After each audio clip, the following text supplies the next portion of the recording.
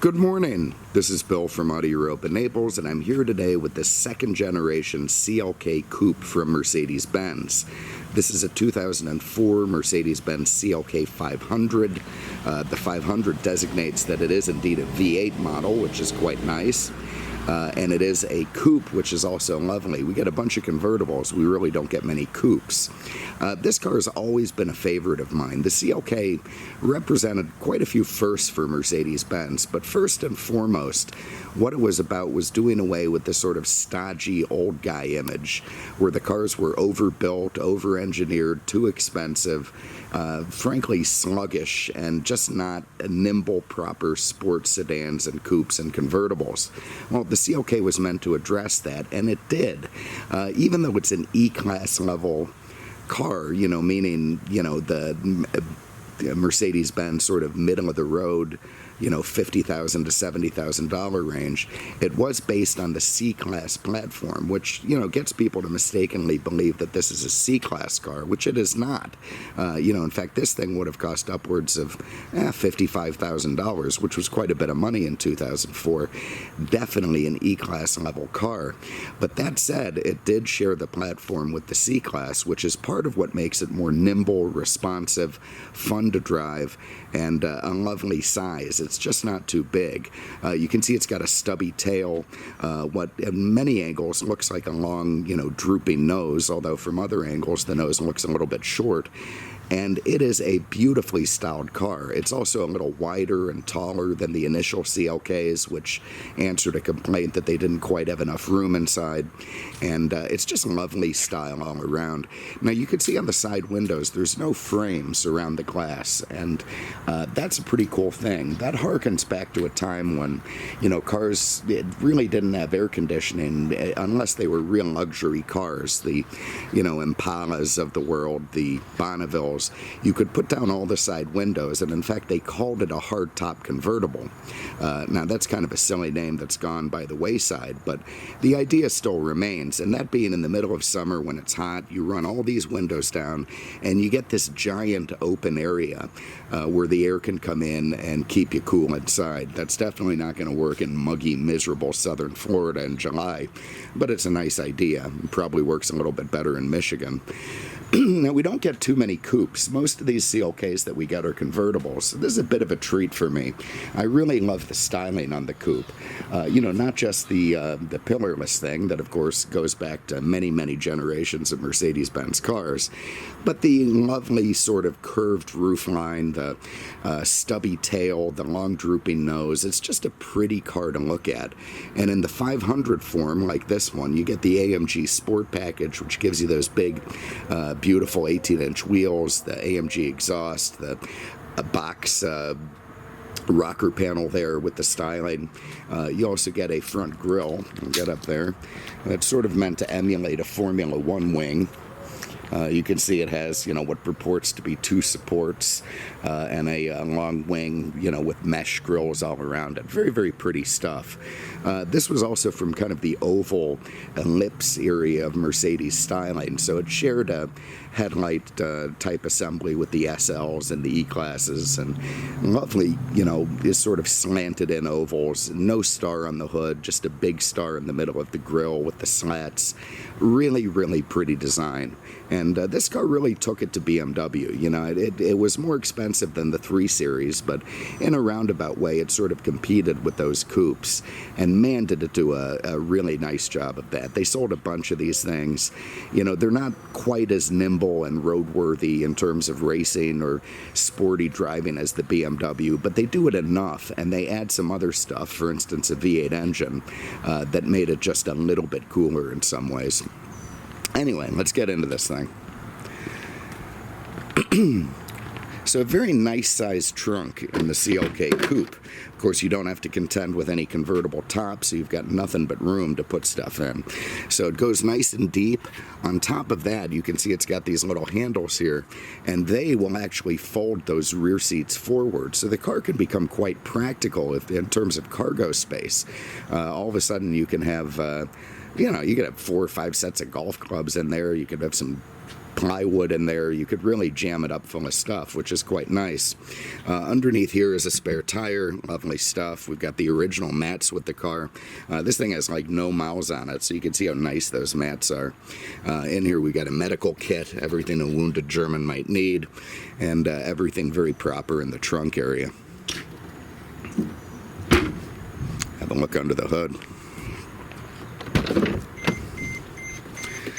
I love the way these cars just beep at you for no conceivable reason. That's one of my complaints about the CLK.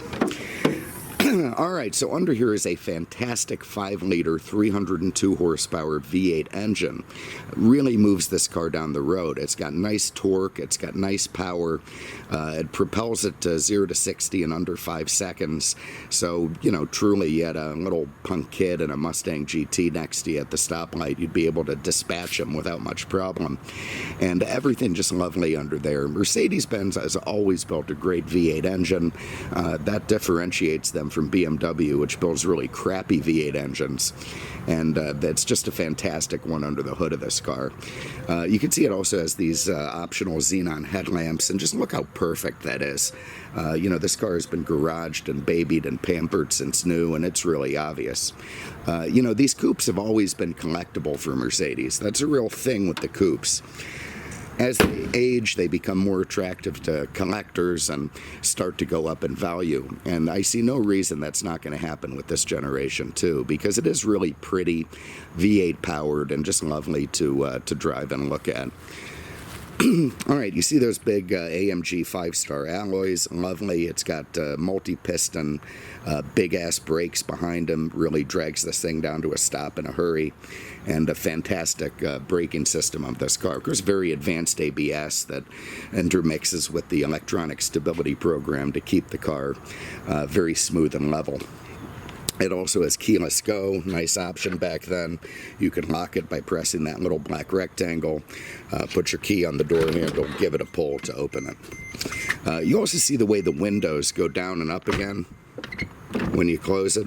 The reason that happens on this and many, many cars is because of the air inside. These things are so well sealed these days. You know, the interior cabins have so much weather stripping and rubber and ways to keep the outside air out that if you didn't have that and you tried to close the door, you'd be compressing loads of air, and it would actually push against the door and make it much harder to close. So the reason you see the window dip on a lot of these cars is to make the door a lot easier to close, getting in and out of it. Alright, this generation CLK did add plenty. Look at the beeping. Good God, I don't know why they do that. Thank God you can press a button and turn that off. At least for a minute, it's going to come back because it's not happy unless it's alerting you that the U-boat is sinking. Anyway, you can see the back seats are nice and big. This camera, it's kind of hard to get them all in one go, but you fit a couple of 6-footers back there. They'll have decent headroom. They've got side airbags with lovely bunched up leather panels there. You can see these seats at the bottom are hinged. They will tilt forward for when the rear top goes down, the rear, you know, top seat tops, and that way you get all that cargo room. So anyway, very nice place to sit back there. Your Canadians aren't going to be too miserable, and you'll probably be able to take a decent trip, not just to the restaurant. Alright, so let's fire this thing up. Foot on the brake, I'm going to tap this guy on top of the shifter. Man, you hear that nice big V8 roar to life. This CLK gave us seatbelt presenters, so when I start the car, out come those little extendable arms to hand you the seatbelt. Very nice feature, actually. And when you click them in, they go back. And we got mosquitoes in here. God, they're like sparrows this time of year. Okay, so let me open the door panel. Hopefully the mosquito will fly out. Look at that beautifully trimmed door panel. Now again, this is no C-Class, so stop thinking that. They just didn't put this level of trim and materials into the C's. It's got this beautiful real wood insert with the chrome lining. You've got dual 14-way power memory seats. This beautiful bunched leather, side airbag behind it. Lovely fit and finish. More wood here for the window switches. Lovely little map pocket area here with nice material. And, on a lot of these CLKs, this little area there, it gets humid outside, especially on the convertibles, and this material starts peeling. Nice to see just how perfect it is in this one. Over here you've got automatic headlamps, and again this does have the xenon option. That's why it has this washer button. Those washers didn't come with the standard headlights. You got your power mirror switch here in kind of a weird spot. It works okay, but I'm not fond of it there. Push left, push right, and then use the joystick. It's fine, don't get me wrong, it's fine. It's just a little bit strange to get to, I think. This has the optional wood and leather steering wheel, nice to grip. Not always a big fan of wood, but it's fine in this thing. One of the reasons I don't like wood is down here in Florida, in the summer, this wood will become 1,300 degrees once it sits in a parking lot. So unless you're wearing asbestos gloves when you come out from Costco, you're probably going to have to go to the emergency room. I drape a towel over it, to prevent that. So the instrument cluster is interesting. It works fine, but I'm not a huge fan of the design. I don't like the two little, up and down digital things on the far left for your temp and your gas. That just seems weird for a Mercedes. It's just not what they do. While in the meantime, those two very important gauges are superseded by a very big clock off there to the left, which, frankly, I'd have preferred the clock to be over here somewhere. It's a circle, so it would have fit in with the theme, and they could have split that gauge in half and made it your gas and temp a little bit more legible. That sort of, vertical up and down thing just reminds me of something the American car companies would have done in the 50s. It does have multifunction controls here. You can see I can flip through the different stuff in the center of the speedometer. We have no malfunctions. That's good to know. All your settings, your trip computer, your telephone, if it had one, it would be like a rotary phone that Perry Mason would have used. So 04, you're not getting Bluetooth. You got your what do you have? Let's just go to one here. So we've got a temperature display. Now if we go to a different set of knobs on that temperature display, we can change into miles per hour. We get a digital speedo. It'll tell us when our next service is due. We can check our oil here with the this thing doesn't have a dipstick, which is kind of annoying. You check it with the instrument cluster. So anyway, all these different information things in the center of the speedo can give you different readings once you are there.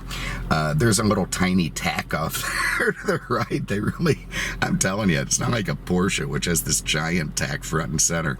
You just get this little guy off to the right, very muted.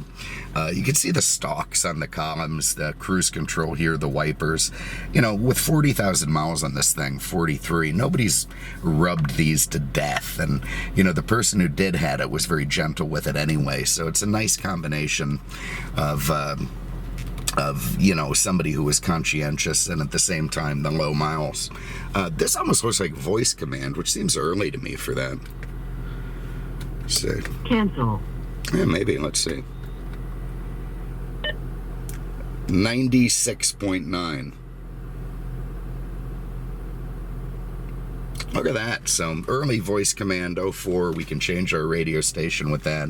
Probably do another couple things. It probably worked with the old Mercedes phone that won't work anymore, but at least you can use it for your radio.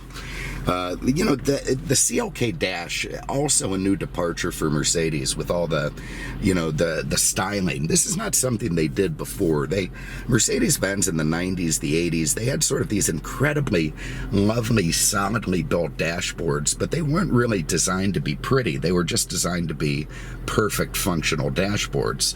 Well, cars like this changed that mold. You can see there's a real oval circle theme going. Everywhere you look, there's ovals, there's circles within circles, and it's pretty if it's your taste. Now if you're one of these guys that likes squares, you're gonna hate this, but if you're somebody who likes rounded edges, it's gonna suit you just fine. and very, very attractive. I also like the contrast of the darker gray with the lighter gray. You got this giant oval thing to open your glove box, if I can reach it. In there you got a 6-disc CD changer, very nice. Over here on the in-dash stereo, you actually have a hidden cassette deck behind that little panel, so if you want to run a auxiliary off that, you can. Now this also has a sunscreen. You see that in the mirror. Very nice. That'll keep the sun off your back passengers' necks. Your Canadians aren't going to get burned. You've got electronic stability program. That's that very, for 04, very advanced traction control that works with the brakes, the throttle. This car is throttle by wire, so very easy for the computer to adjust that stuff. This was also one of the first Mercedes, if not the first, to use a genuine rack and pinion steering rack, as opposed to the recirculating ball that's more the stuff of kind of clunky luxury cars. So what that did was serve to make the steering a little bit more responsive. It doesn't have this big giant dead spot right in the middle, and became more of a BMW driving type competitor with that. So very nice thing from Mercedes there. You got a little bin down here to put your stuff. You got dual side climate control. This beautiful wood in the car. This is the area where Mercedes is excelling and still doing. The E-Class lately, at a certain point, it went to this fake wood, and man, did it cost them. It faded and looked like crap. They had to warranty it, and it probably cost them an absolute fortune. So let that be a lesson to you, Mercedes. Don't be cheap. For crying out loud, keep the real wood going. It's one of the few things we all expect. Over here you've got a little cup holder that shoots out of the dash. Nice stuff. You've got a electrically dimming rear view mirror with your HomeLink garage door stuff. Nice big power moonroof or sunroof there. Works great. You've got Mercedes-Benz M-Brace, which is their version of OnStar. You got the SOS button. If you're lost at sea, you press that. A stern German woman's going to come on and ask you what the hell you're bothering her for. In the center console, this is kind of an interesting thing. The way it works, you can set it to lift up a little bit like that, and if you want your armrest higher, well, it'll stay that way. So nice little feature. If you open it up, you can see it's still got the setup for the old Motorola StarTAC phone, a kind of vintage collectible. Under there, electronics, you're not going to fit a lot in there. The shifter is fantastic. It's got a comfort and sport setting. That's what that button is. If I press that, you see we go to sport. You can actually feel that making an adjustment on the transmission. And without having to go into some weird position, it instantly works in a manumatic mode. So you can see I'm banging my way down through the gears. Now I'm in first. I go to the right second, I go to the left first, so it becomes very easy to sort of sportily shift this car around the twisty corners, and works great. Alright, let's go for a spin. So I'll tell you one thing that I really like about this car just right now is that you're not in a giant car. It doesn't feel enormous, but man, do you feel a menacing sort of growl and rumble from that big V8. Yesterday, people were trying to mow us down. Looks like we're safe now. I had a little wheel spin. You see that yellow triangle that flashed? That was the ESP kicking on. Now, you can turn that off, or at least the car lets you think you've turned it off, but yeah, you really don't. Once the wheels start spinning, it's going to kick back on and try to save you for yourself. So if you're one of these people who likes to do sort of really, outlandish, terrible, mean-spirited driving in Walmart parking lots, the car's going to try to prevent you from doing it. Okay, goes down the road real nice and smooth. I'm not been hammering it yet. I'll take a corner and do that here in a minute. But the steering is light, it's nimble, it's responsive. It definitely feels a lot better than the steering on the earlier E-Classes. I know they don't get me wrong, they had a lovely feel to them, but they were, they steered heavy. This doesn't. This feels nice. All right, we're in sport. Let's see a rolling stop time. Give it a bit of a hammer.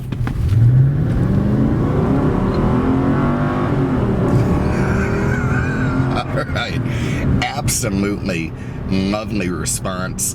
It's a driver adaptive transmission that learns your style.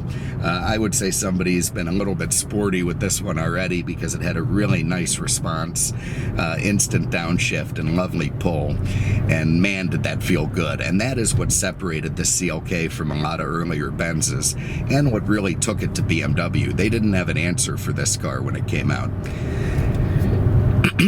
So there it is. One quick thing, let me run this side window down so you can see the way that works.